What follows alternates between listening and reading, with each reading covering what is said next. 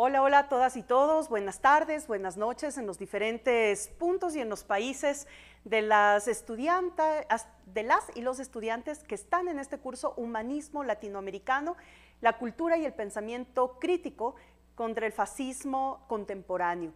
Tenemos que decirles pues que estamos llegando ya a la recta final de este curso y queremos darles también las últimas instrucciones para que todas y todos puedan terminar con éxito este curso y sobre todo puedan certificarse en el mismo. Y ahí vienen algunos anuncios previo a lo que será la presentación de nuestro panelista de la tarde de hoy, que además cerramos con broche de oro sin duda alguna. Bueno, decirles que en esta semana están abiertas ya los dos módulos, tanto el módulo 8 como el módulo 9. El módulo 8 está justamente con una clase que se ha subido al aula virtual, que nos ha enviado, se había dicho que por cuestiones de campaña y todo lo que había pasado, pues Yolanda Díaz, la segunda vicepresidenta de España, ha mandado un video que ya está subido justamente en el aula virtual. Este módulo 8 de Yolanda Díaz que trata la invasión fascista en la Europa del siglo XXI. Así que esto ya está ahí, se va a abrir hoy mismo el foro que ya les invita a todas y todos participar en el mismo. Y también ya está habilitado lo que es el cuadernillo de trabajo de este módulo 9, que se complementa con la clase de esta tarde sobre el papel de los medios en el impacto social del fascismo, en el que estaremos con Fernando Buenabad. Pero además, recordarles que en cada módulo está la fecha límite para su registro, tanto para la clase como para que puedan acceder al foro e intercambiar criterios con las y los estudiantes en cada uno de los foros. Ahí está el cronograma y las fechas límites en cada uno de los módulos que ustedes pueden cumplir con las tareas asignadas. Y pasada la clase de hoy, pues la semana próxima estaremos ya en el módulo de cierre. Está habilitado también en la web pues ya las instrucciones para el ensayo que les invitamos a hacerlo, un artículo publicable que todas y todos están al alcance de presentarlo. Serán escogidos los 3 mejores artículos para que sean publicados junto con los artículos de cada uno de los docentes de este curso. Ahí van a encontrar entonces la forma de certificarse, la forma en la que van a cerrar cada una de sus participaciones en los módulos del curso y también la guía para que puedan realizar su artículo publicable. Así que todo esto se va a presentar hasta el 30 de septiembre. Recuerden bien, hasta el 30 de septiembre, 24 horas México, se cierra la plataforma y ahí ya el equipo técnico de la coordinación académica pasa a hacer la evaluación de cada una de las participaciones para poder emitir el certificado respectivo y pasar también a hacer la selección de los artículos publicables para nuestro libro, que esperamos sea publicado lo más pronto, justamente como una herramienta de pensamiento para toda la región de lo que está pasando actualmente. Para entrar ya a temas más coyunturales, pues decirles que nos sumamos a todas esas llamadas y a la socialización necesaria de lo que está pasando ahora mismo en Honduras. En Honduras, en estos días, ha sido anunciado ya la posibilidad de un golpe en contra de la presidenta Xiomara Castro de Zelaya, que es justamente la única mujer presidenta que tenemos en este momento dirigiendo uno de nuestros países de la región. Pues los intentos de la derecha y de los medios de comunicación corporativistas no han cesado y la misma presidenta, que había hecho anuncios previos sobre el intento de un golpe blando, pues ya nos pone la alerta y a todas y todos poder socializar diferentes informaciones que está sacando justamente el gobierno de Honduras para estar al tanto de lo que está pasando con el respeto al proceso democrático de Honduras. Y también con la buena nueva de que el Tribunal Electoral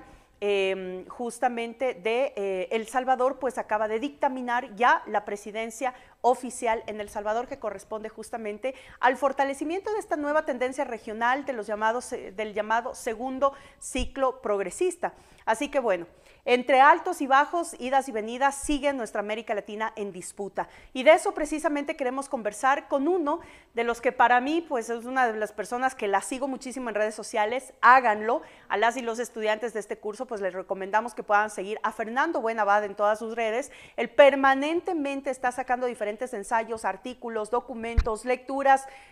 casi obligatorias para quienes estamos en el ámbito del análisis regional e internacional sobre lo que está pasando en nuestra región, especialmente ligado al tema de el uso del lenguaje, de los nuevos discursos, de las formas discursivas y también de la actuación de los medios de comunicación corporativistas dentro de la generación de estos grandes imaginarios que también entran a la disputa en la América. Y sobre todo el rol de la nueva comunicación y de los medios de comunicación alternativos dentro de esta disputa. Así que no soy yo quien va a comentarles eso, sino nuestro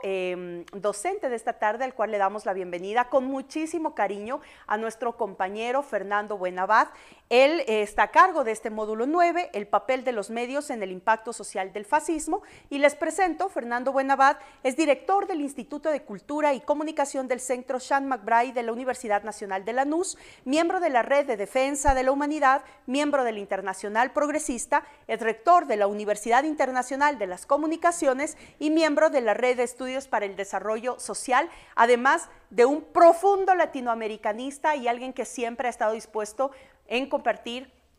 sus conocimientos, sus análisis, sus reflexiones y sobre todo su profunda crítica a lo que está pasando hoy mismo en toda nuestra región y que lo va a hacer a través de este módulo en nuestro curso. Así que bueno, bienvenidas todas y todos. Querido Fernando, te dejo en el uso de la palabra y bienvenido a este espacio del Instituto para la Democracia Eloy Alfaro Ideal en su curso Humanismo Latinoamericano. Bienvenido.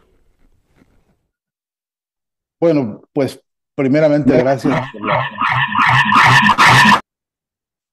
Perdón, tengo un retorno raro. Gracias por la hospitalidad, por la convocatoria, por la confianza y por la oportunidad de saludar a todas y todos los participantes que sé que están cursando una experiencia de formación clave en nuestro tiempo, diría yo, puntual con las necesidades que la región tiene hoy y además estratégica, diría yo, en términos de afilar las armas de la crítica, ¿no? En el sentido del panorama que se viene presentando para la región y también de todas las nuevas problemáticas que están desarrollándose, eh, diría yo, en tiempo real, como se dice ahora, ¿no? Minuto a minuto. Así que, bueno, mil gracias por esta oportunidad. Eh, es, es crucial, insisto, una reflexión primera sobre qué está pasando en el paisaje global y en el paisaje latinoamericano en materia de comunicación. Y comienzo por sentar una hipótesis que me parece indispensable, porque creo que vale la pena eh, abrazar esta reflexión, yo digo a veces autocrítica, que tiene que ver con que en materia de comunicación quizá tengamos una de nuestras más grandes debilidades políticas en casi todos los frentes de lucha en América Latina. Esto de ninguna manera significa que no hayamos experimentado y tenido y vivido y además que nos hayan educado a muchos las grandes luchas comunicacionales que los pueblos han emprendido en todo el continente. Pero todavía creo que tenemos frentes todavía este, eh, limitados, creo que tenemos urgencia de formación teórico-práctica, que tenemos que hacer una revisión integral de las múltiples problemáticas de la comunicación. Algunas de ellas trataré ahora mismo de bocetarlas de la mano de la reflexión sobre y contra el nazifascismo que hoy tenemos este, como una de las preocupaciones principales en la región y porque estamos viendo brotes por aquí y por allá que son preocupantes, pero sobre todo que nos dan pauta para ocuparnos de algunos temas. Hay que decir que el fascismo desarrolló tácticas y estrategias de comunicación. El nazifascismo desarrolló tácticas y estrategias de comunicación eh, que, que deberían estudiarse con el despliegue histórico que se requiere para poder hacer alguna cronología medianamente puntual.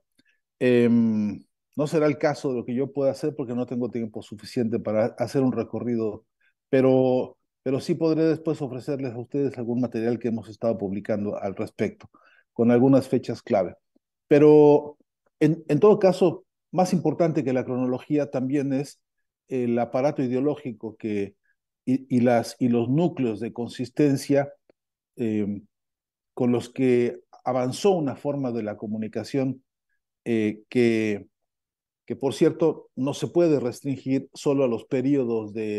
digamos, de control político que el nazifascismo tuvo, ni con la figura, por supuesto, de Hitler y tampoco con la figura de Mussolini. Si nosotros diéramos por agotada esa etapa, si pensásemos que se trata de un tema que, que quedó finalizado o terminado con la desaparición de estos dos personajes nefastos y macabros, nos equivocaríamos. Hay algún chiste duro que se cuenta y se dice en los corrillos de la investigación en comunicación que dice, por ejemplo, que el nazifascismo no se extinguió, que nada más se cambió de casa y se fue a vivir a Hollywood, ¿no? Tiene,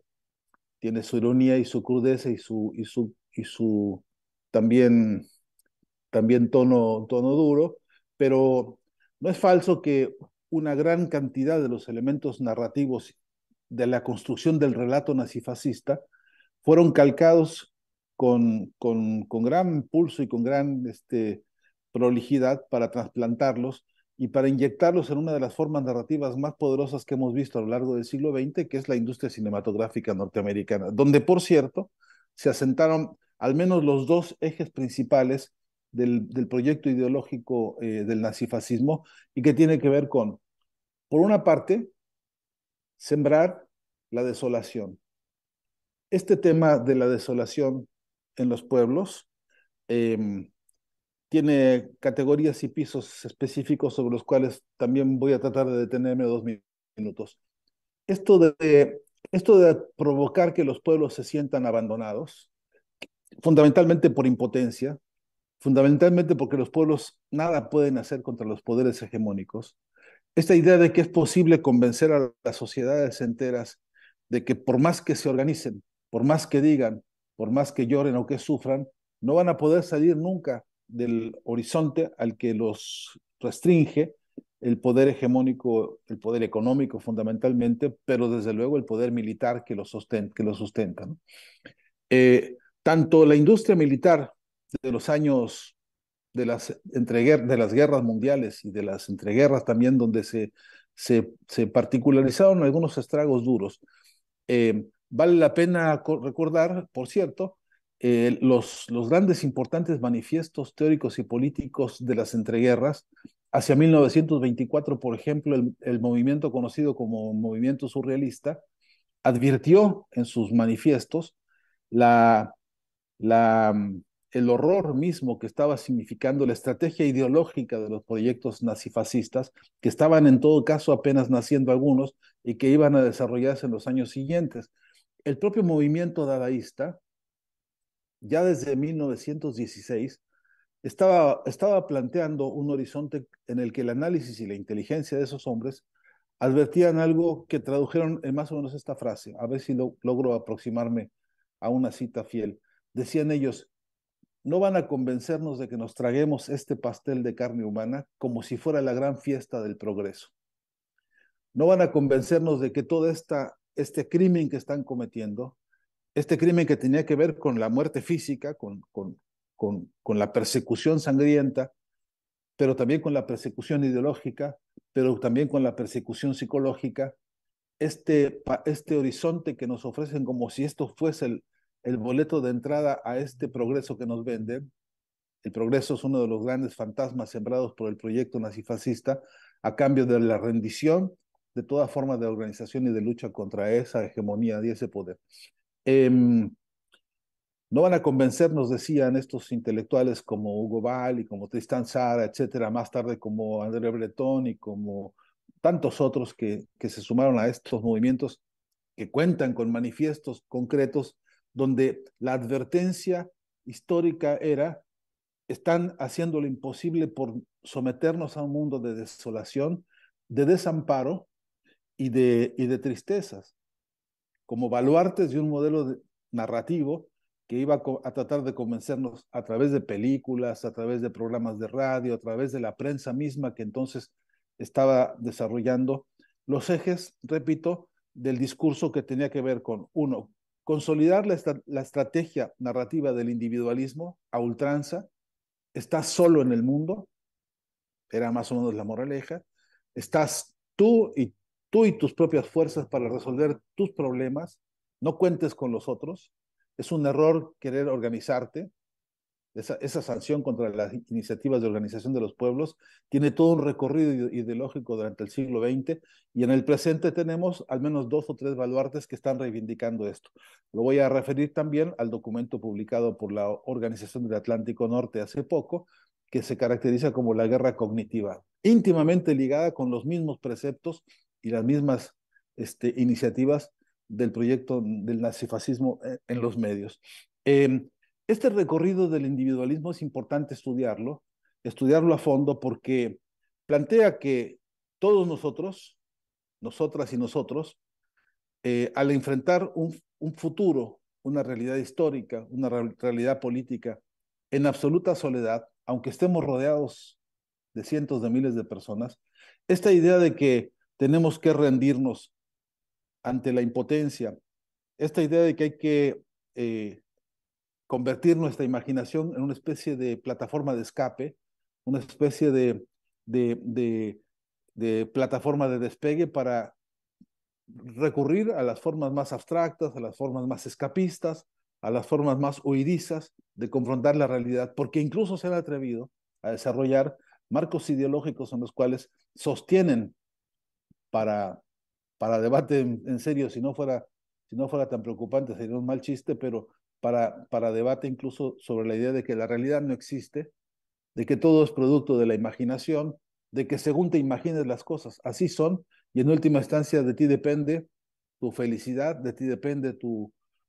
tranquilidad, de ti depende tu integridad emocional y de nadie más. Estos componentes produjeron, entre otras cosas, la necesidad del modelo hegemónico de comunicación que ya se instaló como prototipo durante el periodo del desarrollo del nazifascismo, por supuesto con Hitler y con Mussolini, produjeron por cierto que con éxito, produjeron un despliegue de consecuencias anímicas, lo que propiamente se llama guerra psicológica, que apuntalada por los poderes militares de esa época y los posteriores, entendió que había que desarrollar un proceso acelerado de concentración monopólica de los medios de comunicación. En apenas 40 años de diferencia entre el final de la Segunda Guerra Mundial, 1945, y los años posteriores, este proceso acelerado de concentración monopólica produjo una preocupación central en los distintos gobiernos y en los distintos referentes políticos del mundo. Entre otros, el que había nacido hacia los años 70 movimiento de los países no alineados, produjo una reflexión honda sobre esto porque era, era tan grosero el espectáculo de la concentración monopólica en Europa, por ejemplo, en tres o cuatro manos, prensa, cine, radio, incluso la televisión naciente, eh, y era tan ostentoso y la palabra correcta, tan alevoso este proceso de concentración, que rápidamente, en el contexto de un debate internacional que hubo justamente en los países no alineados, estaba la reflexión sobre, primero, la urgencia de un nuevo orden económico mundial, la urgencia de poner en tela de juicio, pues, el desarrollo del capitalismo que por entonces se mostraba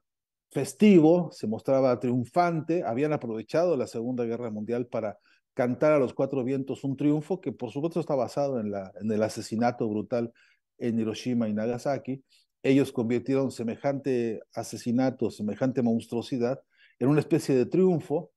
este,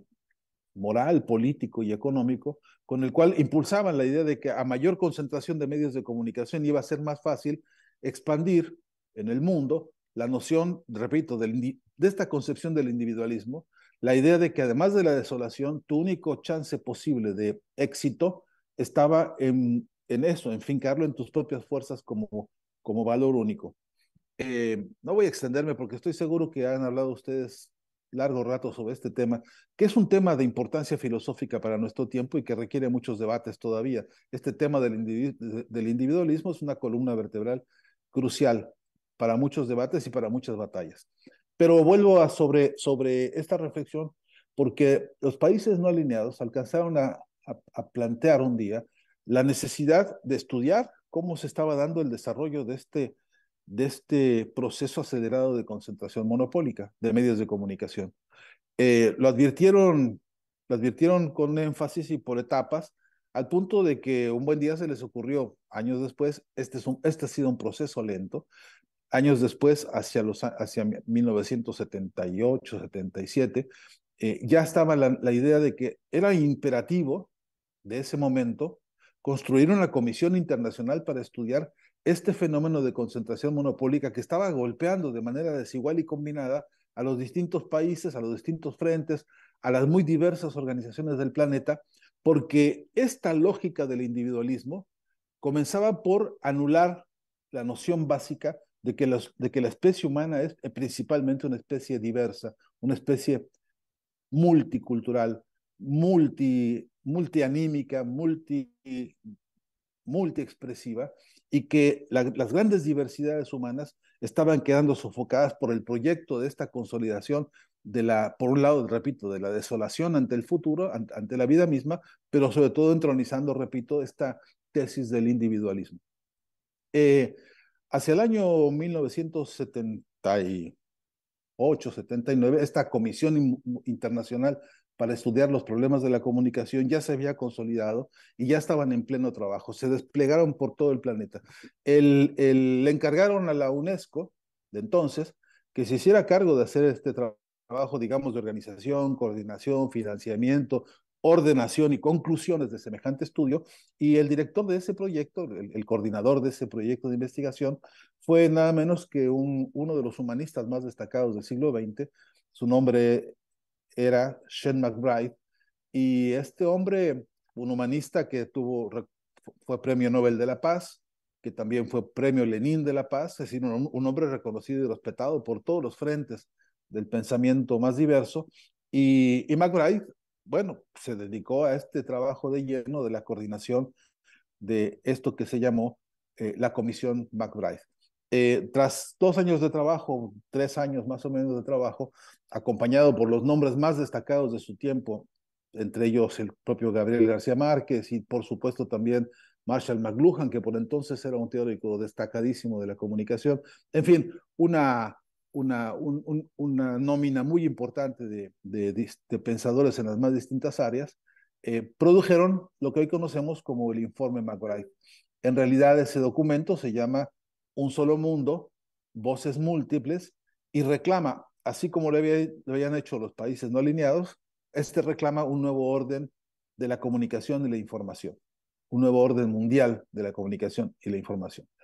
Eh, Nuevo orden que, entre otras cosas, implicaba un cuestionamiento profundo al proceso de concentración monopólica de medios de comunicación. Esto es un eje central porque ya para entonces, ya para el año 80,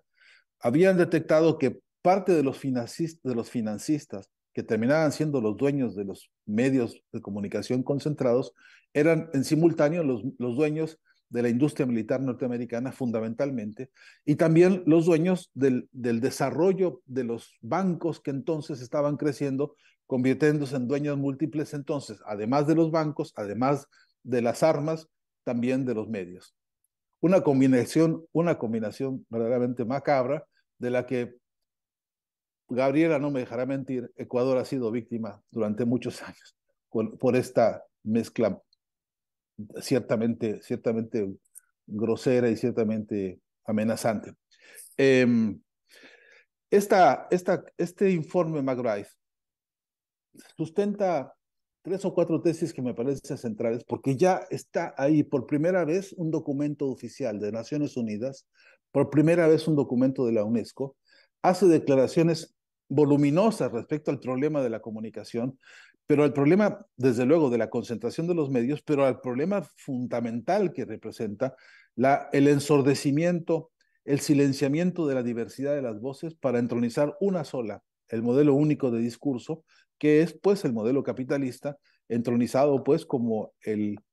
mandamás, ¿no? Como el orientador único del conjunto de los valores sociales, de la interpretación de la historia, de la interpretación de la vida misma, de la interpretación de los sentimientos profundos y además la modelización de las conductas. En esta palabra modelización que se dice tan rápido y que encierra tantos y tan cruciales problemas, está, por supuesto, la dictadura de las modas, el mercantilismo en la moda, que implica cómo te vistes, para qué estado de ánimo, para qué tipo de vínculos, para qué tipo de nexos con los otros. Algunos expertos en esto, como Roland Barthes, ha escrito trabajos específicos sobre el sistema de la moda. Los estados del ánimo, por ejemplo, básicamente los procesos del amor mismo entre personas, la construcción de los romances, la construcción incluso de los vínculos carnales, a partir de una cantidad de formatos, estereotipos y clichés en los que la noción de la familia, núcleo fundamental del consumismo, núcleo fundamental del control moral, ético y estético de las sociedades, en el modelo capitalista, anulaba otras formas de la diversidad de los vínculos, de la diversidad de las relaciones, pues el monopolio de los medios de comunicación también se convirtió en monopolio ideológico para el control, repito, incluso de las intimidades de los pueblos. Esto está estudiado en el informe McBride. El informe advierte una consideración que creo que permite sintetizar. Por cierto, el informe está publicado de manera gratuita, cualquier persona lo puede localizar en las páginas de internet. Básicamente la UNESCO lo tiene a disposición para que se lea, porque es un documento de gran valor por la denuncia que hace. Dice ahí un tema, voy a elegir casi exclusivamente porque me parece que dinamiza un conjunto de problemáticas cruciales. Dice ahí que el proceso acelerado de concentración monopólica es una amenaza contra las democracias, que lo que se ha convertido esa concentración monopólica, además de un hecho de alevosía cruda y dura contra los pueblos, hay que reconocer que países enteros en América Latina no tuvieron desarrollo de medios de comunicación propios. Los estados tardaron mucho en entender su papel frente a esta realidad sociopolítica y sociopsicológica, si me lo permiten. Y el informe ya advierte hasta dónde están traspasándose los sistemas de control ideológico, los sistemas de control político, la influencia sobre la voluntad democrática de los pueblos, la influencia, repito, incluso sobre la intimidad de las personas. Ese es el proyecto del nazifascismo trasladado al modelo de concentración de medios de comunicación que repercute sobre las familias. En, alguna, en, alguna, en algunos episodios de algunas películas que entendieron esto y que lo retrataron incluso con mucha crudeza, vimos escenas, eh, recuerdo ahora una escena donde Sofía Loren, esperando que el marido salga a ver un desfile de Mussolini, se queda en su casa sola y entonces está ella remendándole a sus hijos las camisas en las cuales hay svásticas, donde hay alusiones a la pasión y al respeto fanático por la figura individualista del propio Mussolini. Se habían metido de tal manera a la intimidad de las familias que ahí en ese corazón, en este núcleo de intimidad de familia, hay una adoración intrínseca, cotidiana e íntima, válgaseme la repetición de este concepto, pero porque se había inundado la vida cotidiana con el conjunto de los valores y adoración al individualismo y al protagonismo de los caudillos nazifascistas. En otra, por ejemplo, pues estoy ahora recordándome, en otra película eh, muy famosa de Liza Minnelli Cabaret, hay una escena en la que en un jardín de pronto se ponen de pie unos muchachos vestidos con sus camisas nazis y empiezan a cantar una canción cuyo tema era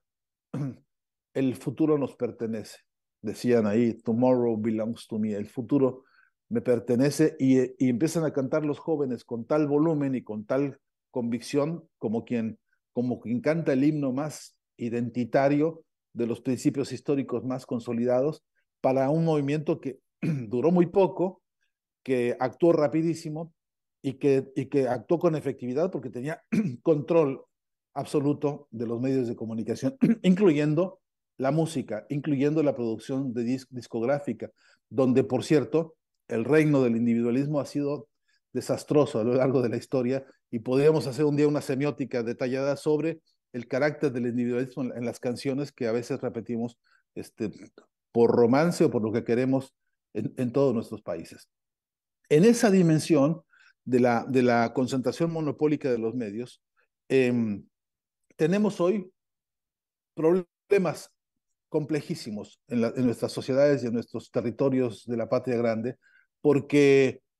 si analizamos, por ejemplo, los estragos que produjo esta concentración monopólica solamente en la prensa, solamente revisando la Sociedad Interamericana de Prensa, que es, digamos, una asociación de 8 o 10 dueños de casi la totalidad de la prensa en el continente, si revisáramos las estructuras monopólicas televisivas en toda América Latina en relación con los estragos que ha producido en México Televisa, por ejemplo, los estragos que ha producido Globo en Brasil, o el Mercurio de Chile, o bueno, estos que son los nefastísimos dueños de los bancos y de los medios en Ecuador, como pasa y ocurre en toda la región. Estos, este puñado ellos se hacen llamar empresarios, en todo caso, agentes del control ideológico, que lo que han hecho es desarrollar máquinas de guerra ideológica en cada uno de los países y además en un concierto continental en el que han tapizado a la región con un discurso, con este discurso, pues, que ha renovado una y otra vez las tesis centrales del nazifascismo. Insisto, tesis que van de la mano, repito, del individualismo y de la sensación de desolación y abandono ante las realidades históricas y políticas de nuestro tiempo. Y completo esto con una síntesis que hoy se conoce o se reconoce como instrumento de análisis, que es las tesis de la llamada antipolítica, ¿no? Eh, en el reconocimiento de cómo la antipolítica también es uno de los huevos de las serpientes sembrados por el proyecto nazifascista, al punto de que pone en evidencia quizá la más obscena de las estrategias políticas de los medios, que es el despliegue feroz, permanente y sistemático contra toda iniciativa de organización popular en América Latina. Si en algo el capitalismo invierte sumas absolutamente demenciales, diría yo obscenas, si me permiten esa expresión, es justamente en todas las estrategias habidas y por haber contra la más elemental, contra la más incluso pequeña de las iniciativas de organización que los pueblos tienen para presentarle batalla a este horror, a esta catástrofe contra la humanidad que es el capitalismo, ¿no? Y, y sobre la premisa de que hay que sembrar la desolación, de que hay que atacar a como dé lugar las organizaciones populares, las organizaciones sociales de base, sobre esa estrategia que podría verificarse con un conjunto de evidencias históricas. Ojalá tengamos tiempo y presentamos un menú detallado de esto, pero sobre esa premisa eh, se arman resurgimiento de esas estrategias al punto de que llegamos hoy, por ejemplo, al extremo de los extremos, que es el proyecto del el Tratado del Atlántico Norte, que ha propuesto, lo tienen publicado ellos en sus páginas, esto que llaman la guerra cognitiva. Sostienen ahí 3 o 4 premisas que voy a recorrer rápidamente. Uno es que las siguientes batallas del despliegue bélico mundial no se van a verificar como hemos visto en las películas, desembarcando con tanques de guerra y con soldados y con ejércitos, sino que ahora los escenarios serán los cerebros de las personas, que el objetivo es que la batalla se dé en el cerebro de las personas y que lo que hay que lograr en cada una de las cabezas de nosotros es una combinación triple de estos factores. El primero es que terminemos reconociendo que el capitalismo siempre ha tenido la razón, que acabemos reconociendo que ellos han tenido la razón de maltratarnos como nos maltratan, porque ellos son los poderosos, los inteligentes y los superiores. La segunda consideración es que además de reconocerles la razón, encima estemos agradecidos. Que en todo caso estemos agradecidos de que nos maltraten como nos maltratan y que entonces les paguemos con aplausos todas las canalladas que inventan para someternos. Estoy sintetizando. Y la tercera instancia dura es que además de darles la razón y agradecérselos, encima consideremos que el estado en el que vivimos hoy es lo mejor que pudimos haber logrado y que es la mejor herencia que podemos dejarle a nuestra prole.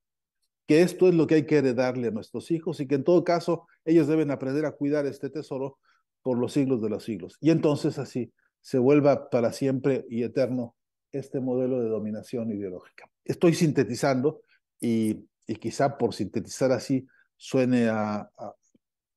medianamente esquemática la reflexión, pero contrastado con la referencia del proyecto nazifascista del individualismo y la desolación, esto es una proyección actualizada con un desarrollo tecnológico que no habíamos imaginado que iba a entrar en escena, porque además del proceso acelerado de concentración, tenemos un sistema de dependencia tecnológica cada día más brutal. Nosotros, por ejemplo, en América Latina no fabricamos ni un solo tornillo siquiera de las herramientas que estamos necesitando para las estrategias de comunicación en la contraofensiva necesaria a este modelo. Nosotros tenemos debilidades enormes, pero quizá la más compleja, la más urgente, la más acuciante es que siendo como somos hoy, porque además en la contraofensiva el equilibrio presenta otro escenario, que es que por a contrapelo de esta concentración monopólica, se han multiplicado millones y millones y millones de voces en todo el continente con una vocación comunicacional emancipadora. Me gusta la metáfora de que se trata de un archipiélago inmenso de voluntades de comunicación para la emancipación, pero un archipiélago hoy inconexo, donde estamos todavía incipientes y todavía con mucho por hacer, es justamente en construir las estrategias de organización para todo ese universo de comunicación que está buscando desde la diversidad y con la diversidad un proyecto de comunicación otro, un proyecto emancipatorio. Si esto más o menos dibuja algún panorama, creo que debería conducirnos a la urgencia de tres o cuatro herramientas de trabajo que sean organizadoras, que sean diagnósticas y que permitan además entrar en la producción de una fuerza de contraofensiva cultural que nos devuelva tres verdades absolutas. Una, no estamos derrotados, no estamos desolados, no es que no tengamos herramientas y que la única estrategia de salvación que tenemos es la unidad y la organización, a contrapelo de lo que ellos dicen. Que hoy por hoy es perfectamente posible que pensemos, incluso con autocrítica, que nuestras fuerzas reales de trabajo son posibles si y solo si nos organizamos y nos unimos. Que aislados, que desconsolados y que desesperados, victimados por esta cosa de que que somos impotentes para transformar el mundo, pues entonces le hacemos un gran favor a los modelos ideológicos dominantes. Cuanto que, por otro lado, somos capaces de presentar batalla en múltiples campos, incluyendo los campos académicos y los campos científicos, donde hace mucha falta generar una corriente teórico-metodológica emancipatoria en materia de comunicación, para poder desnudar hasta dónde y cómo se nos han infiltrado en las bibliotecas de las universidades especializadas en comunicación las tesis del nazifascismo que andan circulando con toda impunidad e impudicia en los libros con los que a veces nos educan algunas universidades. Ojo que esto necesita un trabajo muy de fondo que es urgente. Nosotros yo trabajo en una universidad en la que dirijo un instituto de investigación en materia de comunicación y de cultura, y estamos trabajando hoy en la consolidación de una herramienta que es lo que llamamos nosotros un mapa de las subjetividades,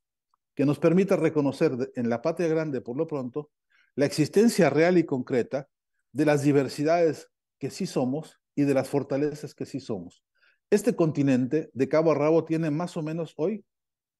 según las cifras que estamos trabajando, del orden de 550 a 600 pueblos originarios en todo el continente. Pueblos que son la base histórica, la base tectónica de nuestra realidad sociopolítica, está aquí, está viva. Están ahí estos pueblos con sus identidades, con sus diversidades, con sus lenguas, con sus proyectos y con sus luchas,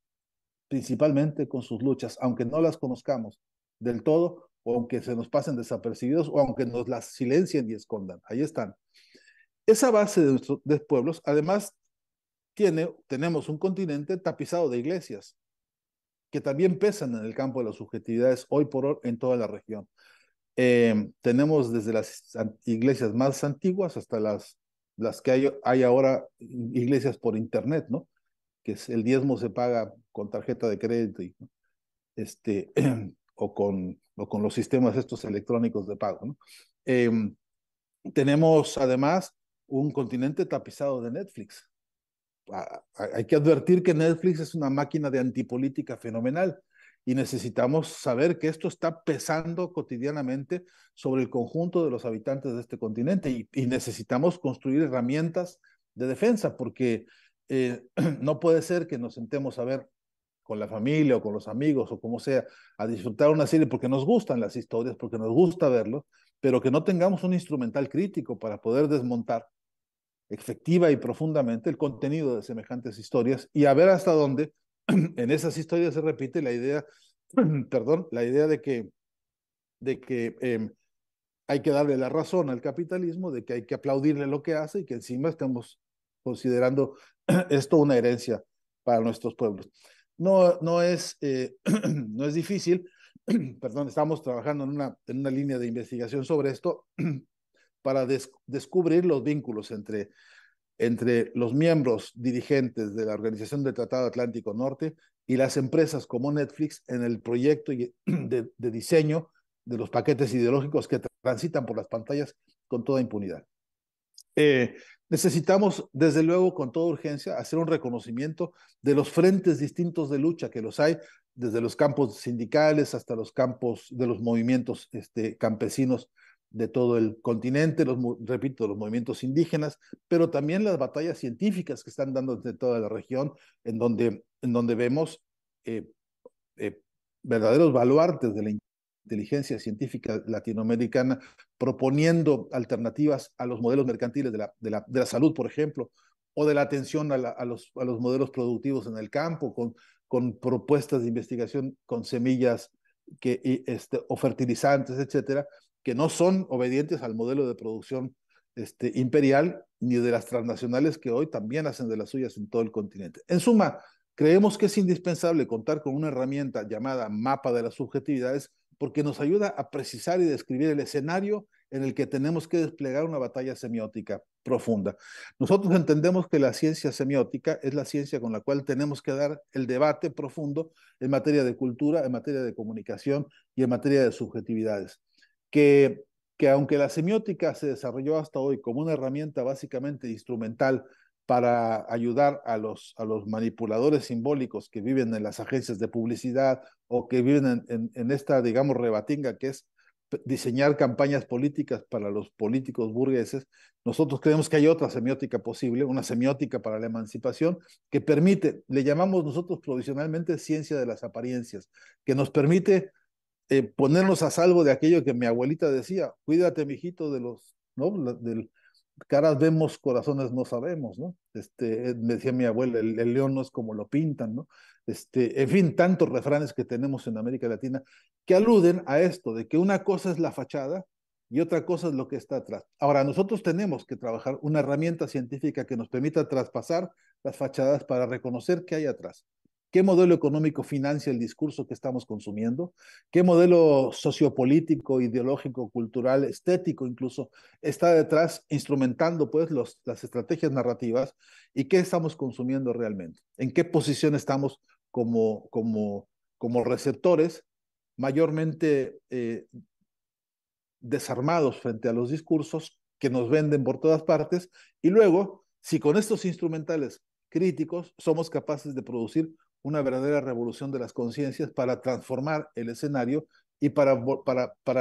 rearticular nuestras fuerzas organizativas, nuestras fuerzas creadoras y nuestra capacidad de riqueza que está en nuestras propias diversidades. En esa dimensión, creemos que necesitamos una ciencia semiótica que necesariamente hoy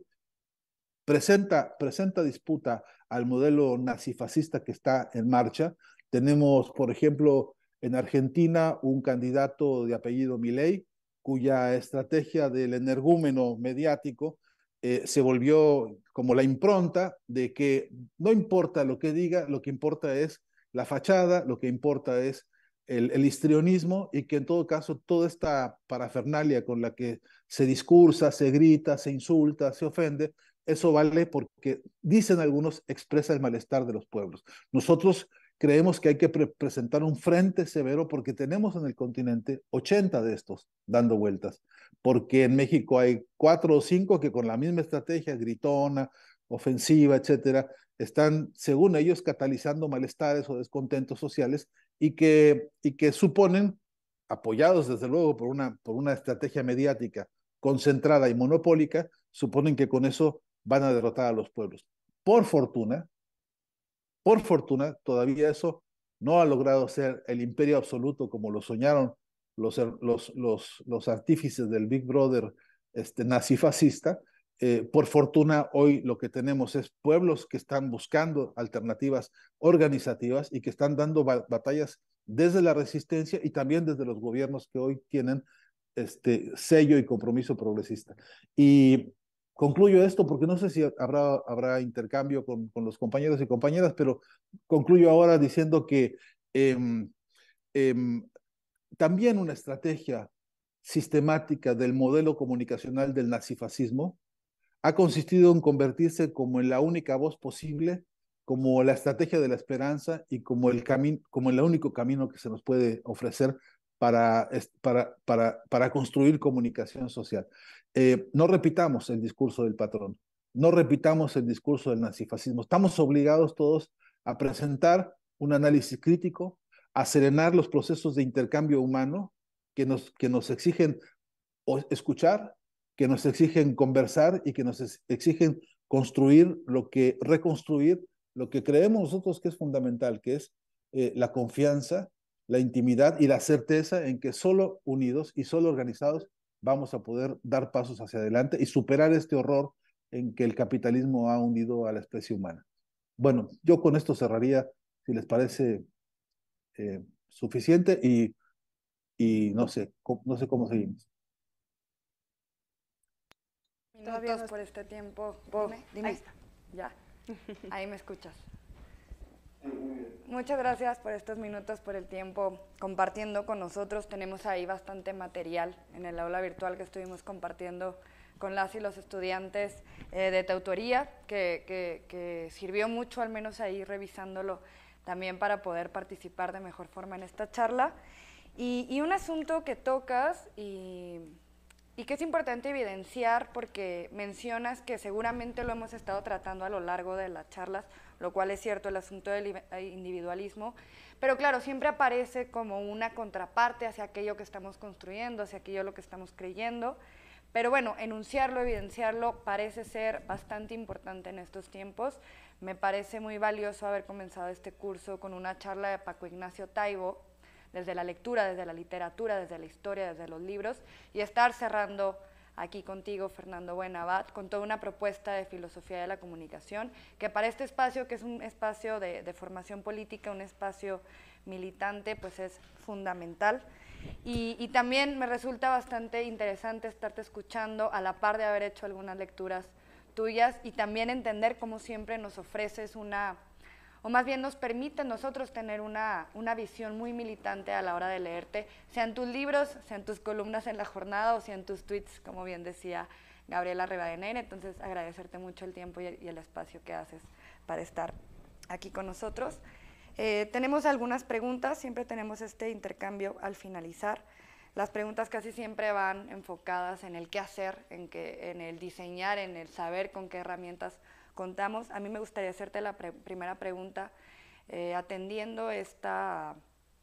que nos comentas acerca del mapa de las subjetividades. Yo quisiera hacerte una pregunta con mucha seguridad y comodidad.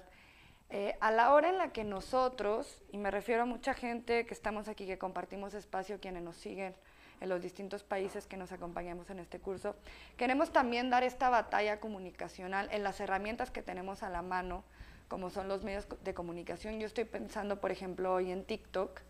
que es una herramienta ya prediseñada, que te ofrece herramientas muy concisas para volver todo súper digerible, súper espectacular, súper rápido, ¿no? Súper de impacto, que es aquello, digamos, sin omitir el participar también en estos espacios con el mensaje en el que uno cree, uno que viene construyendo colectivamente y quiere ofrecer, que es aquello que debemos observar, o sea, que es aquello que no debemos evidenciar, que es aquello que debemos observar, en qué es aquello en lo que tenemos que tener cuidado, ¿no? A la hora de querer entrar eso con herramientas ya prediseñadas, prefabricadas, como tú bien mencionas, muy notoriamente antipolíticas,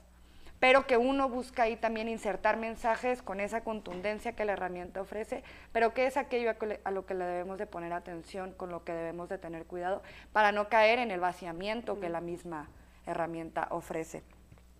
La segunda pregunta la hace Daniela Pacheco, compañera colombiana, hace dos preguntas. La segunda ya tocabas ahí un poco, pero creo que es un tema que a todos nos interesa hoy en este foro, es cómo explicar desde la comunicación, entendiendo también su trasfondo político, este fenómeno llamado Javier Milei. Y su segunda pregunta es, con todas las falencias y urgencias que identificamos, ¿por qué los gobiernos progresistas no han actuado en contundencia, refiriéndose al campo de la comunicación y de la comunicación organizativa? Y en tercer lugar tenemos a Alejandra Díaz, compañera ecuatoriana, que pregunta en este afán de obtener respuestas que nos ayudan a construir mejores estrategias, que es cómo hacer para que las personas, con todos estos entendidos que hoy nos exponen, efectivamente dejen de creer en lo que tradicionalmente ofrece la prensa escrita, la televisión, sobre todo aquella que es notoriamente mercantilista, asociada al imperio, y que en el campo específico de los ataques que hacen permanentemente en contra de los movimientos de izquierda, y que con esto podamos detenernos y dejar de verla como algo malo en el mundo. Esas serían las 3-4 preguntas para este primer bloque. Bueno. Preguntas nada fáciles, ¿no? Primero yo quisiera hacer una graciosa huida a la responsabilidad de decir el cómo, porque qué difícil, ¿no? Pero a cambio propongo, quizá, si hiciésemos esto, pasarían algunas cosas, ¿no? Con un pequeñísimo preámbulo. Dentro del paquete de los estereotipos que nos han sembrado en la cabeza a muchísimos que estamos pensando el tema de la comunicación, está un estereotipo que es más o menos así. Y es que el que sabe de comunicación, o el comunicólogo, o el, como se llame, asesor de imagen, es una especie de brujo, genio, que metido en un escritorio es capaz de inventar eslogans, frases o campañas publicitarias, etcétera, para que triunfe alguien en una campaña, o para que triunfe algún producto en un mercado, o para que gane algo, una idea sobre otras, ¿no? Y yo creo que sí, en alguna medida importante, así es como han operado en términos generales los modelos mercantiles, que han hecho de este fetiche, de este estereotipo de la conducta de la comunicación, pues también una mercancía. Hay que decirlo con toda claridad, lo que mejor venden las agencias de publicidad son ellas mismas, ¿no? Lo que mejor venden los propagandistas es su propia figura de propagandista, porque si no, nadie les pagaría por lo que dicen que saben y que después en la práctica resulta no tan eficaz ni eficiente, ¿no? Pero entonces, para resolver este dilema, quizá no fuera mala idea interpelar el modelo de construcción, no solamente de las herramientas que usamos para comunicarnos, sino de qué queremos comunicar. Para no repetir los formatos de ellos, hay tres escuelas teórico-metodológicas predominantes en el mundo de la comunicación. La escuela funcionalista norteamericana, la escuela estructuralista europea, que también es una escuela, digamos, mercantil, con mayor, perdónenme ustedes las generalidades, pero es que efectivamente con una preponderancia a hacer servir servir a los mercados. Y después tenemos la corriente marxista de comunicación que está todavía en pañales en un montón de cosas, ¿no? Entonces, estos tres ejes teórico-metodológicos, principalmente los dos primeros, han producido una lógica del intervencionismo que más o menos se expresa así. Un compañero o compañera periodista, incluso de medios alternativos y comunitarios como yo, que yo conozco muchos, que son mis hermanos de lucha, suelen hacer reportajes, entrevistas o noticias sobre un evento que, por ejemplo, están parados en la puerta de la fábrica y atrás están los compañeros obreros con sus banderas y con sus pancartas. Y está el compañero enfrente intermediando, haciendo la explicación de lo que está pasando atrás.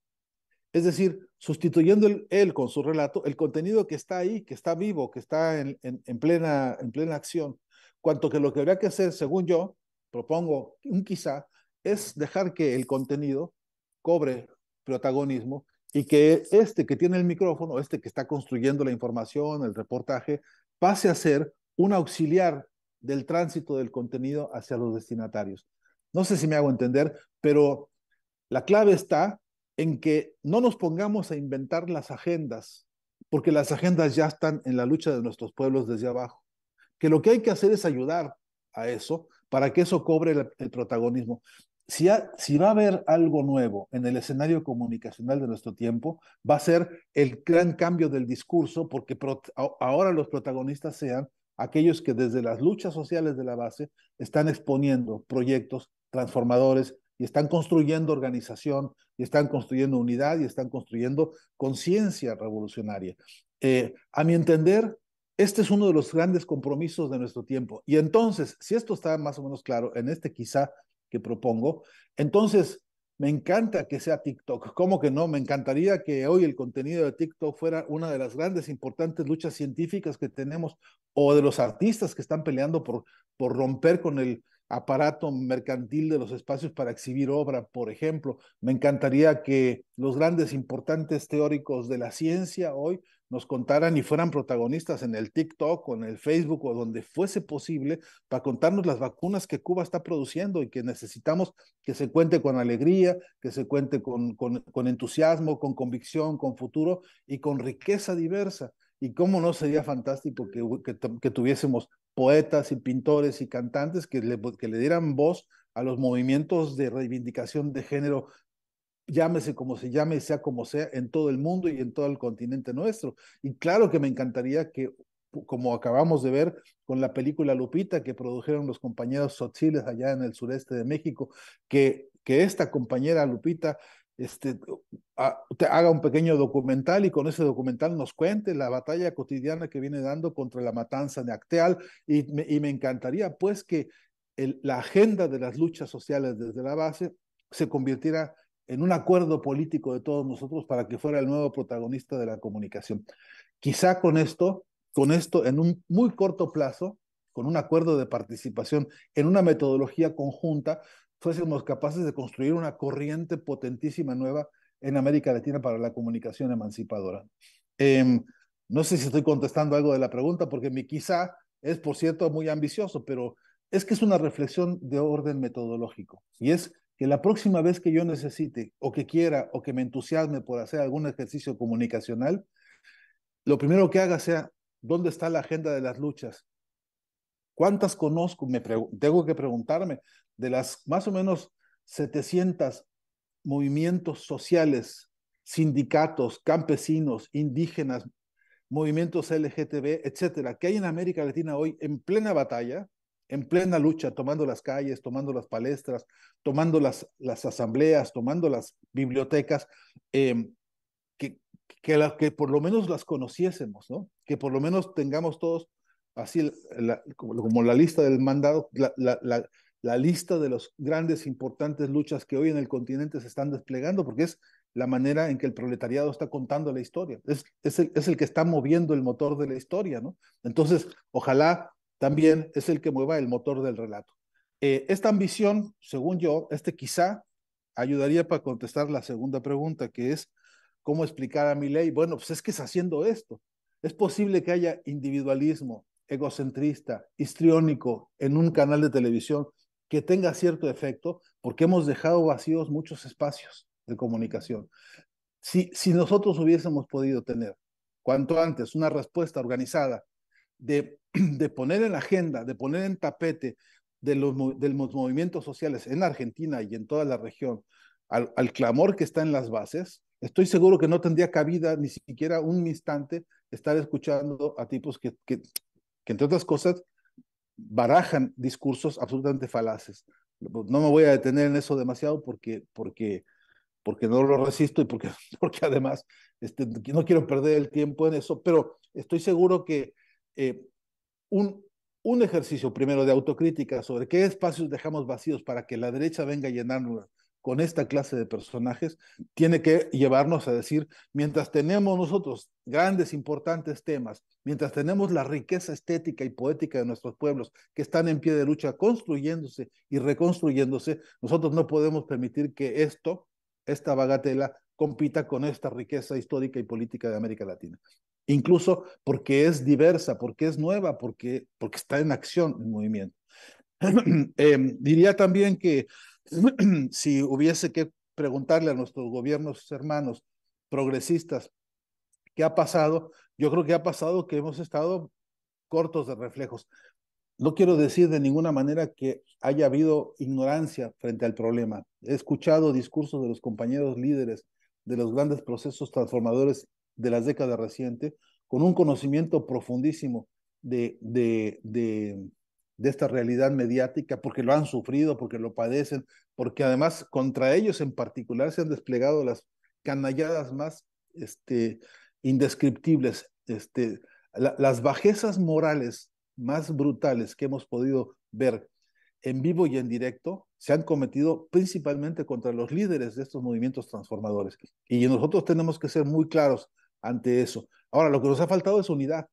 Yo hace años que vengo insistiendo en la urgencia. En algún momento lo conversé con el presidente Hugo Chávez, o lo hablé con el presidente Evo Morales, alguna vez con el presidente Correa o en un cruce de palabras rápido, la urgencia de una cumbre de presidentes en materia de comunicación, pero también para obedecer lo que el propio presidente Correa dice, demasiadas cumbres y muy pocas bases, ¿no? Entonces, y que también creo que es urgente una cumbre de las bases en comunicación, pero no una cumbre deliberativa o no exclusivamente deliberativa, sino una cumbre organizativa que nos permita, por ejemplo, pactar cosas como estas. Generemos, por ejemplo, en los próximos meses, de aquí a diciembre, para la región, millones de TikTok, sí, pero con la agenda de las luchas de abajo. Verás qué diferente. Quizá, quizá ahí encontrásemos una ancha avenida por la cual transitar. Ojalá, compañeras y compañeros nuestros, que hay ahora proyectos de radio alternativa, de podcast, de conversaciones, en fin, de todas las alternativas que hay, incluso las llamadas, mal llamadas redes sociales ofrecen, si tuviésemos un acuerdo político entre todos, en el mejor de los sentidos, política con P mayúscula, no confundir la política con la grilla, ¿no? Sino un acuerdo de construcción de una corriente distinta. Y entonces acordáramos que el próximo podcast se basa en el contenido de las luchas de nuestros pueblos, el más próximo que tengamos. Estoy seguro que el universo general lo que llamamos la semiósfera de la comunicación emancipadora nos abriría una ruta con mucho oxígeno y con mucha fortaleza. Y aquí sí hablo como militante, porque, por cierto, que ser académico, científico o filósofo no está peleado con el concepto de militancia, ¿no? En mi manera de entenderlo. Y concluyo, pues, en la siguiente pregunta, ¿cómo hacer para que la gente en general deje de creerle a lo que dicen los medios con un movimiento así, poniendo en la pantalla lo que tanto han dicho nuestros líderes recientes en la región, ¿no? de esta que Álvaro García llama el segundo o tercer ciclo, ¿no? Que estamos viviendo, que los líderes se parezcan más a sus pueblos, ¿no? Que el discurso sea el de los pueblos, que nos convirtamos en correa de transmisión de, de,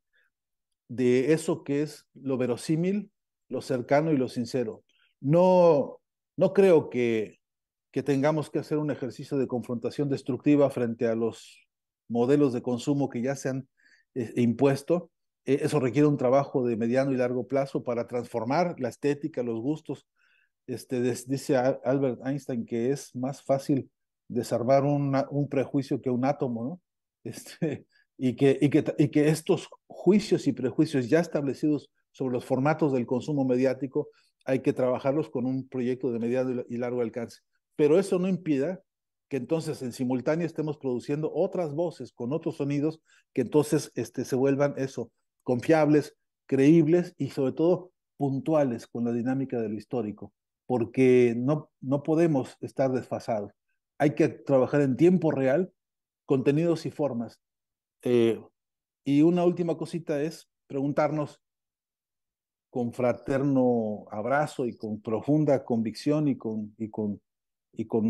ayudas, ¿no? Mutuas que podamos darnos, preguntémonos, ¿está nuestro discurso a la altura de las grandes transformaciones que se están dando en el continente? ¿Estamos sabiendo contar esa historia? Y tenemos que dar una respuesta muy dinámica, muy puntual y muy en tiempo real, ¿no? Ujú.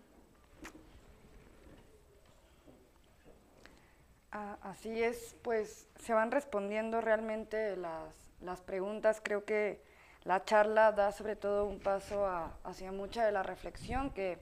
no solo la que deberíamos de tomar, sino la que se viene también exigiendo en este espacio.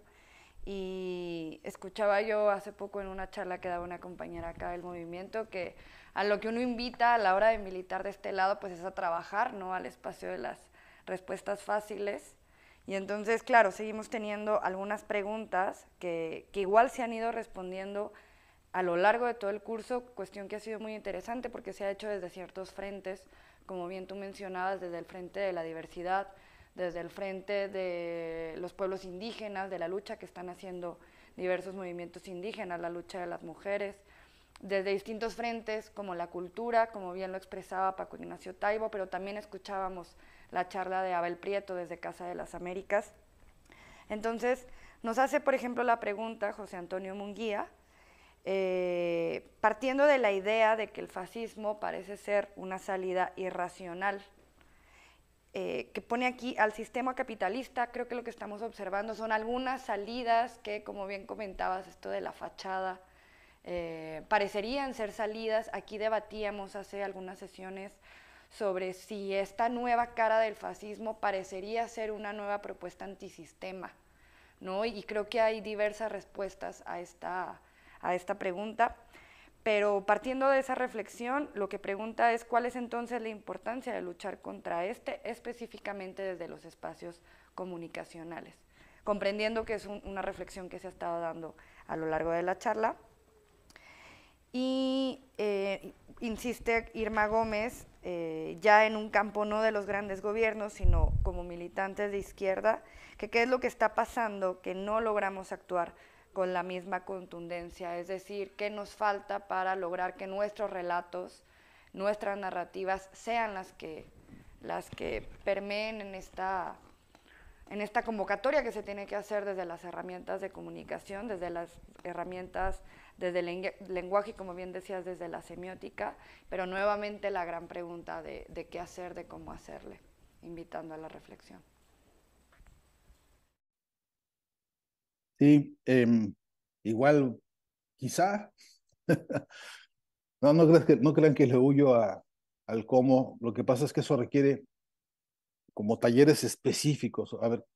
¿cómo le hacemos con los twitters? Yo tengo un laboratorio, ¿no? Con mis twitters, y entonces mando mensajes y ensayo y meto la pata y luego corrijo y alguna vez, y no lo medimos, no lo mido, pues, porque tengo unos amigos que me dan consejos y me critican durísimo y me dicen, esto no, aquí te equivocaste más gacho que acá, pero, pero lo que sí creo es que la asunción metodológica de, de este quehacer tiene que ver con tener un dispositivo semántico desde el cual quieres trabajar. Yo sí tengo ganas de que la gente se ame y que nos enamoremos todos y que haya eso, como dicen algunos, el amor jarocho locochón, ¿no? Que nos podamos querer francamente los amigos y que sí nos demos un abrazote. Yo sí creo en Aristóteles que decía, pues, si fuéramos todos buenos amigotes, no haría falta leyes ni jurisprudencias, porque arreglaríamos todo fraternalmente. Bueno, pues algunos dicen que es una utopía, pero a mí me encanta porque por lo menos a mí me moviliza la idea de que si yo tengo como base estos preceptos de fraternidad, si tengo como norma de vida un proyecto humanista que he venido acrisolando el mío, pues, y el de algunos amigos y el de muchas corrientes de militantes y de filósofos y de políticos y de artistas pues, que creen en esto, en que la humanidad tiene como única alternativa de salvación el amor y la alegría y la felicidad permíteme decirlo, porque pues, es inevitable en mi vida, porque se lo aprendí a mis hermanos ecuatorianos, el buen vivir, pues, que es mucho más que comer bien, es comer bien, sabroso y divertido, porque buen vivir se traduce en una linda sobremesa después de haber comido un plato sabroso con la familia, con los amigos, con los compadres. Buen vivir tiene que ver con una sonrisota así, con la que te encuentras con los cuates y con la que encaras el estudio y te levantas todos los días a abrazar con toda fortaleza las mejores iniciativas para que todos estemos bien en este planeta. Entonces, y no quiero ponerme ahora ni moralista, ni quiero hacer de esto una especie de encíclica de oportunista. Solo digo que la base semántica es determinante en todo esto. Y si a partir de eso tenemos un móvil comunicacional que nos hermane, que nos unifique, que nos dé programa, que nos dé un programa de transición, que nos dé metas específicas y objetivos concretos de corto, mediano y largo plazo, pues entonces yo creo que ahí inauguramos cosas como que atienden a la pregunta de cómo luchar contra el fascismo. Ahora mismo, lo que dijo Gabriela empezando esta conversación sobre las amenazas que hay en Honduras, esto ahora mismo debería ser un incentivo. Enamorado de Honduras, enamorado de Xiomara, enamorado de esa historia maravillosa que ha sido resistir contra una cantidad de canallas brutales, desde la Leonard de Freud hasta todas las canallas que nos ocurran contra el pueblo hondureño. Ya deberíamos nosotros, ni faltaría que hiciéramos convocatorias así, activados todos, generando las advertencias en todo el continente, porque estos crápulas lo que no soportan es que se exhiba su canallada. Lo que no pueden soportar es que haya una mirada, una masa crítica. Ojalá que la palabra masa se entienda en el sentido de una gran potencia crítica continental que lo señale nombre y apellido y diga, no, compadre, no se puede traicionar la voluntad democrática de ese pueblo hermano querido, con canalladas como golpes de Estado. Así le llamen golpes suaves y le llamen como le llamen, eso no se hace. Eso no se acepta y no vamos a aceptarlo ni ética, ni estética, ni moralmente en ningún lado. Entonces, una posición de estas es en automático una lucha contra el fascismo, ese que se está expresando ahí con esas formas disfrazadas. No necesitan tener bigotito, no necesitan tener uniforme, no se necesita que salgan con desfiles militares como hacían los nazis que tenían por entonces otra estrategia comunicacional, en aquel entonces disfrazada de ejércitos y disfrazada de soldados y disfrazada de uniformes y de galas, etcétera. Ahora transitan de otra manera, bancaria, financiera, mediática, y yo sí creo que un clamor continental, organizado y firme, es una lucha contra esa expresión concreta del nazifascismo ahora mismo en Honduras. Pero así como digo esto, pues está la otra, que es ayudarle al pueblo argentino ahora mismo solidariamente a derrotar estas amenazas que tiene en ciernes, ¿no? Porque es verdad que han ocasionado estragos, y es verdad que no veo otra forma más que un clamor de fraterno de todo el continente, diciéndole a este pueblo, no se dejen derrotar por las viejas mismas canalladas que ha habido a lo largo de su historia, incluyendo la historia de las dictaduras más crueles que se han visto en este continente. Y que ahí está este pueblo, que es un pueblo cariñoso, que es un pueblo querible, que es un pueblo hermano, para hablar con él y decirle, allá en Ecuador y allá en México y allá en donde estemos todos, te mandamos un abrazo, no te dejes derrotar, salgan, voten y ganen para que continúe un proyecto democrático que les ha costado mucho trabajo construir. Pero bueno, lo mismo le digo con Brasil y con todos nuestros pueblos. Entonces, hay por supuesto está el imperativo de las urgencias, de las demandas de corto plazo, digamos, del cortoplacismo y del tareísmo, y eso no se resuelve si no es con un poquito de organización, con un poquito de planificación simbólica, con un poco de perspectiva, pero siempre con una base, repito, de contenido que diga, bueno, mira, si el asunto es que me haga sentir que yo estoy solo y deprimido y aislado y que ya no pude hacer nada, pues resulta que no, porque ahora no estoy solo, porque estoy con todos ustedes, resulta que no estoy deprimido porque toda mi intimidad es mi contexto histórico. Yo no tengo escondido adentro nada. Mi intimidad más profunda es el contexto social en el que vivo. Yo creo que la intimidad se define así, como el contexto en el que uno vive, ¿no? Decía Marx, es el conjunto de las relaciones sociales, la personalidad y la intimidad. Entonces, a mi entender, este darle la vuelta de campana a la forma de pensar y a la lógica con que actuamos, nos abre muchas herramientas directamente contra el alma misma del nazifascismo, que ya es de suyo una lucha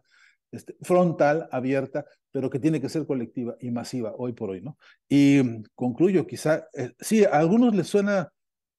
como antisistema, ¿no? Decir, la casta, qué sé yo, pero para poder ser un antisistema,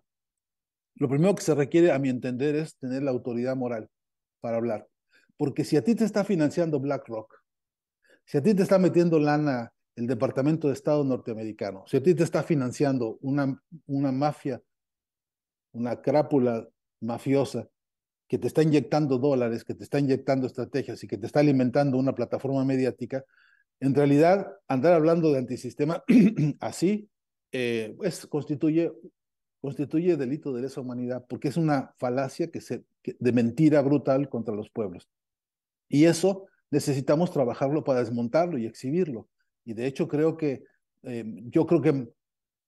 a diferencia de algunos que pretenden polemizar racionalmente con la irracionalidad de personajes como Milley, yo lo que creo es que hay que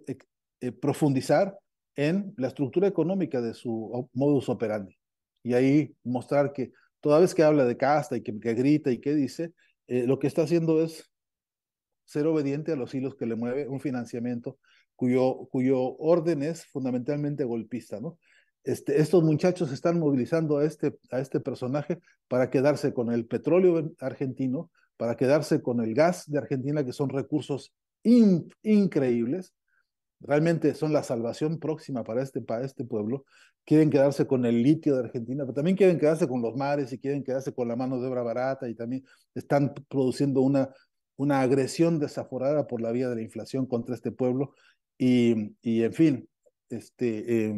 entonces ahí está el debate, pero necesitamos informarnos para tener la munición argumental que nos permita ir directo al corazón, de la médula del foco ideológico que mueve los hilos de estos personajes, y luego discutimos los formatos histriónicos que tengan. Y la última pregunta era, eh, ¿por qué no logramos actuar? Creo que era esa la línea de la pregunta. Eh, Porque, pues, primero es relativamente falso que no logremos actuar. En la historia de las grandes revoluciones semióticas de América Latina, las grandes revoluciones emancipatorias en materia de cultura, tenemos un cancionero revolucionario maravilloso, que ha sido alma del espíritu nuestro. Tenemos pintores, escultores, bailarines, tenemos científicos, tenemos desde luego estadistas, tenemos desde luego científicos, políticos, científicos biológicos, biólogos, en fin, filósofos. Tenemos un arsenal de obra que se ha producido en los momentos en que Salvador Allende, queridísimo hermano, que conocimos en México y que nos trajo extraordinarios debates para renovar la vida de la política estudiantil en México, Salvador Allende produjo una extraordinaria revolución en materia de pensamiento sobre la comunicación, y allá adentro, en el Chile profundo, se desarrollaron algunas de las tesis que durante los años 70 y para adelante han sido orientación para todos nosotros. Pero asimismo, diríamos, de, uy, compañeras, nos falta capacidad de información también, una revolución comunicacional extraordinaria. Ojalá que un día pudiéramos sentarnos a escudriñarla de corazón y de fondo. La produjo el gobierno ecuatoriano con la ley de comunicación que produjo, que lanzó y que promovió para reconvertir todo el espectro comunicacional de ese país y buena parte de la región, que además sintió, ¿no?, las sacudidas importantes de una reflexión que incluía a todos los medios y que incluía un proceso de democratización desde la enseñanza de la comunicación. Esa clase de iniciativas han producido focos de revolución de conciencia que, si nosotros pudiéramos un día ponerlos todos juntos, veríamos que efectivamente sí tenemos historia, tenemos respaldo, tenemos tradiciones incluso de lucha, que una vez que cobramos conciencia de todas esas tradiciones, entonces sí creo que no hay manera de que la incredulidad nos derrote en ninguno de los territorios. Pues, para decirlo muy sintéticamente, solamente el cancionero poético de Cuba, solamente el arsenal documental que se produjo en Argentina, solamente la fortaleza de la mirada del cine documental que se produjo en Bolivia y que se sigue produciendo, solamente el talento fenomenal de los hermanos cubanos que están produciendo ahora que están fabricando vacunas, la resistencia de ese pueblo, en fin, ese crisol extraordinario de espíritus rebeldes y revolucionarios que hemos vivido en las décadas recientes, este, son, son una aplanadora contra toda incredulidad, yo creo, ante la fuerza transformadora de nuestros pueblos.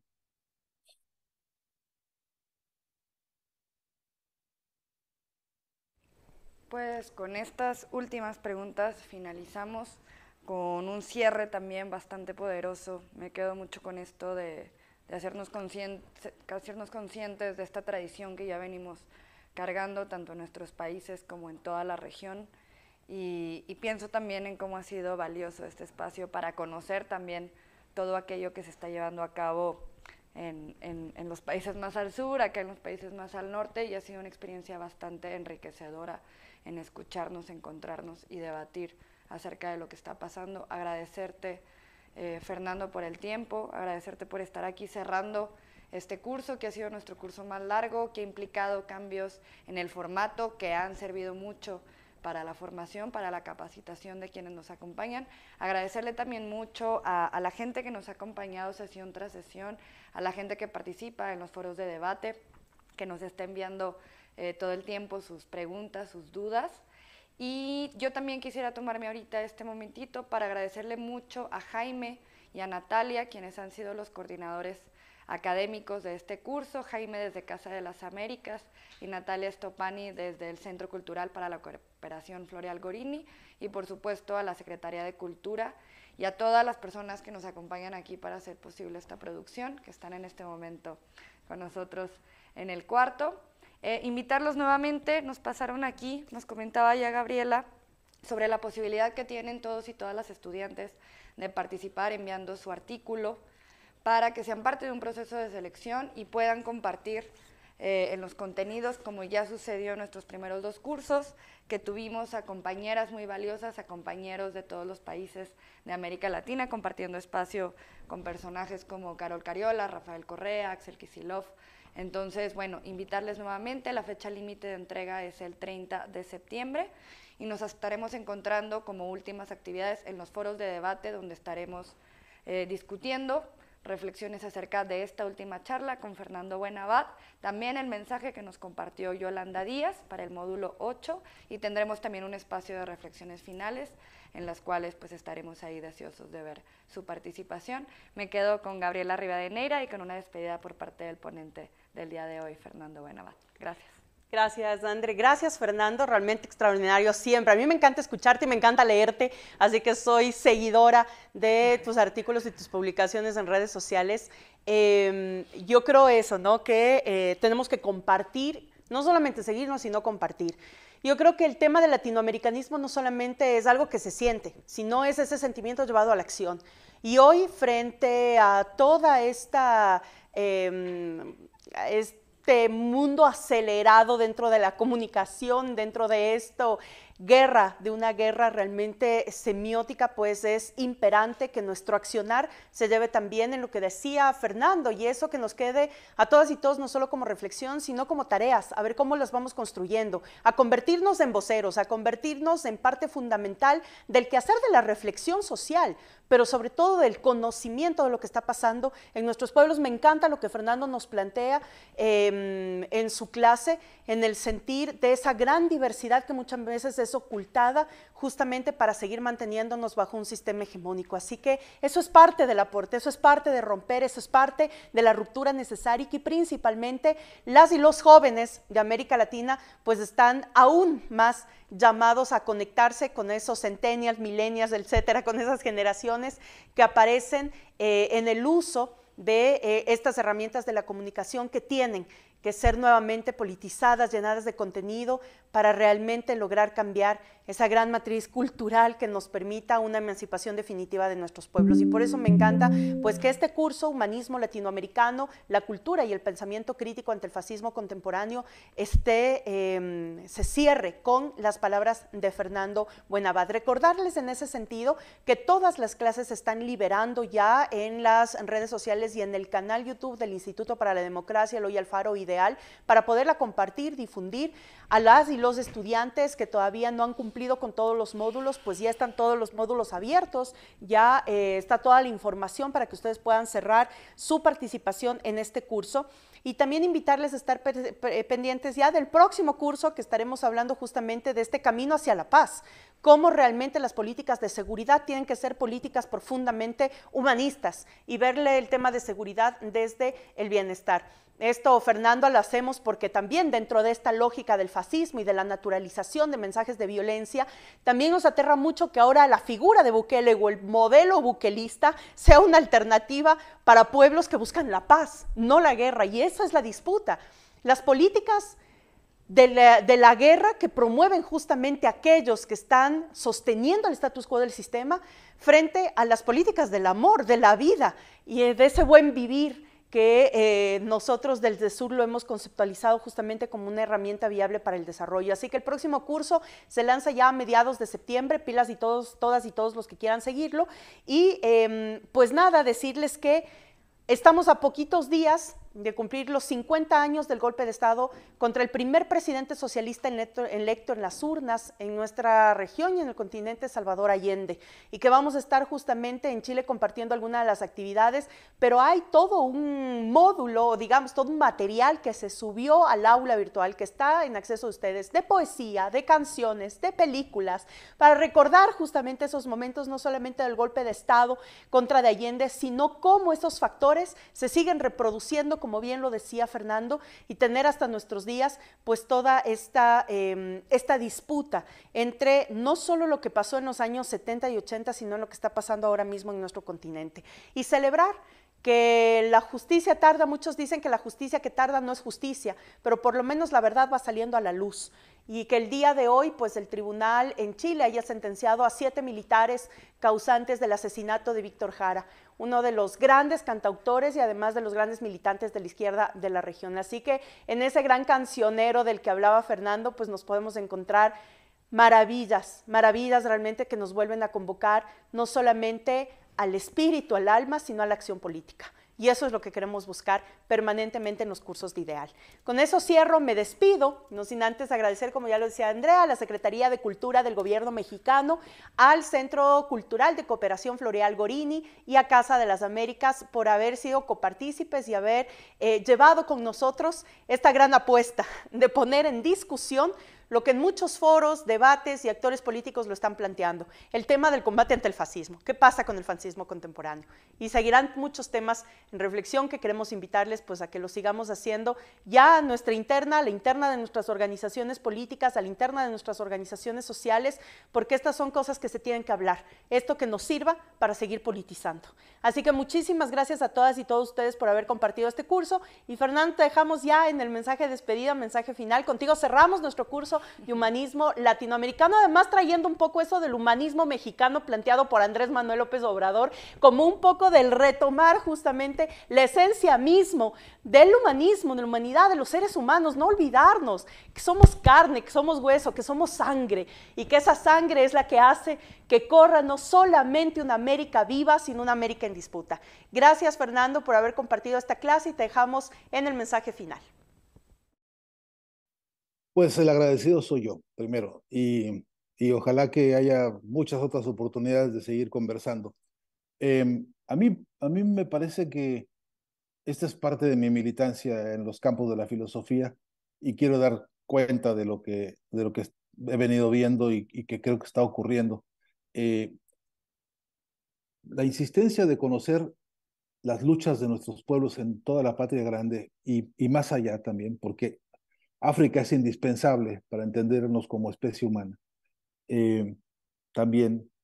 las luchas del planeta, pues, en la medida en que vamos conociéndolas, en que vamos identificando sus protagonistas, sus herencias, sus tradiciones revolucionarias en todos los frentes, ese compendio, lo que está escribiendo hoy es la historia del nuevo humanismo en el planeta. El humanismo que estamos viendo hoy se está escribiendo con la lucha de los pueblos día a día, minuto a minuto y sin respiro,